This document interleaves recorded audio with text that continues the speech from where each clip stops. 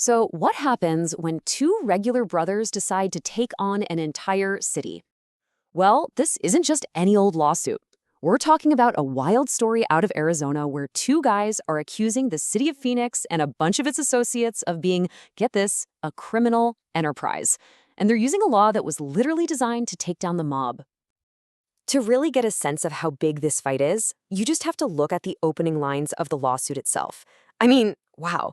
It talks about a multi-decade coordinated criminal enterprise. We're not talking about some simple mix-up or a property dispute here. The claim is that there's been a massive criminal conspiracy going on for decades. And to understand the weight of that accusation, you have to know about the legal weapon they're using, the RICO Act. Now, this isn't just another law in the books. It was specifically created to dismantle entire criminal organizations, like the mafia. It lets prosecutors connect a bunch of different crimes and go after the whole operation. Using it against a city, that is an incredibly bold legal move. Okay, so what is this shocking accusation at the very heart of this lawsuit? Let's really dig into the specifics of what these two brothers, Keith and Paul Hartl, are claiming. So, according to the complaint, this was anything but an accident. They're alleging this wasn't just a series of bureaucratic blunders, but a deliberate 33-year campaign. They claim that a whole network of people, both in government and the private sector, worked together with one single mission: to take their property and their assets by any means necessary. Right, so the lawsuit doesn't just point a finger at one person. Oh no, it actually maps out an entire alleged conspiracy, this whole web of interconnected players. So, who are they? The lawsuit basically paints this picture of a two-pronged attack. On one hand, you have the Maricopa arm of the conspiracy, allegedly led by the city of Phoenix itself, using things like fake liens and bureaucratic trickery. And then, over in Mojave County, you've got another arm, supposedly led by a private developer, using much more brutal tactics. We're talking arson and extortion. The plaintiffs claim these were different methods, sure, but all part of the same coordinated conspiracy. And this table really lays out that alleged network. You've got the city of Phoenix itself, accused of constructive eviction. You've got named city officials, a private developer accused of actual arson, and even a well-known tax attorney. The core claim here is that none of these people were acting alone. They were all allegedly just cogs in one big machine. Now, for any RICO case to have a prayer of succeeding, the plaintiffs have to prove what's called a pattern of racketeering activity. So, in plain English, that means they can't just make a vague claim. They have to point to specific underlying criminal acts, which are known in the legal world as predicate acts. So let's look at one of their key pieces of evidence. The complaint points to this email, all about a tax lien payment for over $3,000. The plaintiffs say, look, we paid it, but they allege that officials just ignored the payment and moved to foreclose on their property anyway. Basically, they claim the defendants manufactured a crisis to justify taking the property. And then there's the alleged mail fraud. The lawsuit highlights this number, over $35,000. That's the amount on a water bill they say was totally fraudulent, mailed to them as another part of the scheme.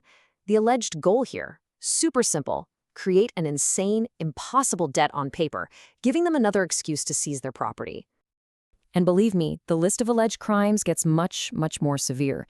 The complaint throws in accusations of arson to literally destroy their properties, extortion using threatening postcards, and even the theft of one of the brothers' confidential health information, supposedly to use for intimidation. They even claim the defendants lied directly to federal courts, which is a huge deal. Okay, so that brings us to a critical battle that's happening as we speak. It is literally a race against time, as the plaintiffs fight to get their hands on the evidence they need before they claim it can be destroyed for good. The Hartls filed an emergency motion, and this quote really says it all. They're telling the judge, look, we can't trust these people with the evidence that could prove our case. And why the crazy urgency? Because so much of this stuff, emails, memos, records, is all electronic. It can be deleted with a click. So they're asking the judge to step in right now. So you see, this motion is a really strategic, preemptive strike. It's not just about getting documents down the road. It's about forcing the defendants to preserve every little thing right now. And it's about using early, targeted questions to figure out every single person allegedly involved in this thing, all the way to the top. And all of this, all of it, builds up to what is, without a doubt, the most dramatic, most unprecedented demand in this entire case: a request for the court to just seize everything. The plaintiffs are not mincing words here. As this quote shows, they are telling the judge flat out that a federal crime is happening right now, as the defendants are allegedly selling off the very properties that are in dispute. And they argue the court doesn't just have the power to stop it, it has a duty under the RICO law to act immediately. Let's be absolutely crystal clear about what this means. A writ of seizure it's like the legal nuclear option.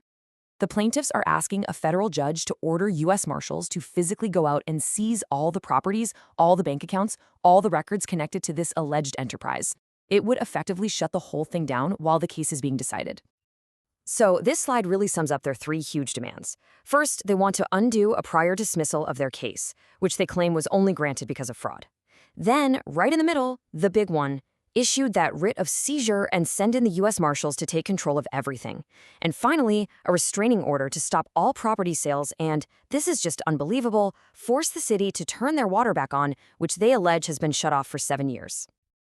So that's the big question, isn't it? We have no idea how this is all going to play out. But what we're looking at here is a case that really pushes the absolute boundaries of the legal system. It raises these profound questions about power, about justice, and about what tools are left for regular citizens when they believe the entire system has been turned against them.